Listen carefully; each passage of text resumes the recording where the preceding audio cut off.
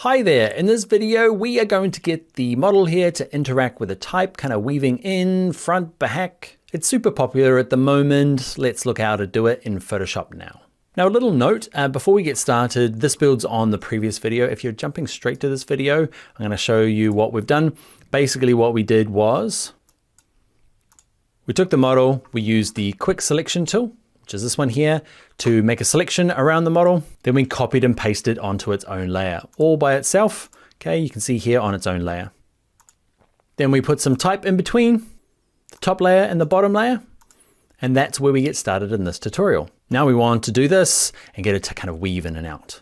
Let's get started. Okay, to get started, open up the file that you were working on earlier. Okay, remember we cut this woman out and we put text behind her.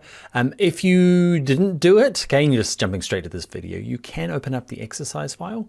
Okay, it's called Layer Mask 03 and you can just start with my version here. All right, like we did in the last tutorial where we just painted, remember we did the half and half, okay, where it was half new renovation, half old. We're gonna do this exact same thing here. So what we're gonna do is make sure that you've got the model layer selected. And if you are just jumping back into this, we've actually cut this woman out, okay, of the background. She's still there in the background, okay, but we've kind of broken her out so that there's text in between. So with the top layer selected, just like we did with the last tutorial, we've got no selection, we're just gonna hit Layer Mask. And remember, our layer mask is white, means it's not doing anything at the moment until I paint it with my paintbrush using black. Okay, if it's not black, hit this little icon, click this double arrow to switch it around to make sure black is at the front. Now in terms of brush sizes, it doesn't really matter in this case. It's pretty forgiving. So any old size-ish, anything around 50 or 60. Hardness, it doesn't really matter. I'm gonna have mine up reasonably high. Because what you'll see is, watch this, I'm gonna paint across there and across there and across there. So what I'm doing though, it looks perfect, right? You're like, oh, how did that happen?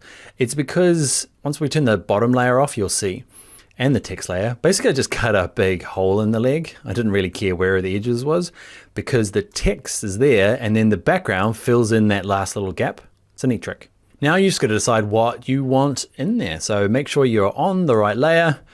Okay, and make sure you're working on the mask. Okay, so it's got the little line around the outside, got a black paintbrush, and just paint out some bits. Those two little things work for me. If you're working on your own bit of text, okay, you might have put your own name or used your own font. Yours is going to be different from this, so you might have to experiment with what works and what doesn't. I love that we're getting to a stage now in the course where we're starting to kind of, I don't know, double back on some things and add a little bit of extra. Don't want to say the word pizzazz. Pizzazz came into my head. Let's not call it pizzazz. A little bit of magic. Let's call it magic. Like always, I'd love to see what you've done. Okay, if you've got different type, I'd like to see how you've kind of got it interacting. So share it here in the comments or in the project section. Or if you're brave enough, send it up onto Instagram. I am Bring Your Own Laptop. Tag me in it. I'd love to see what you've done. Onwards to the next course.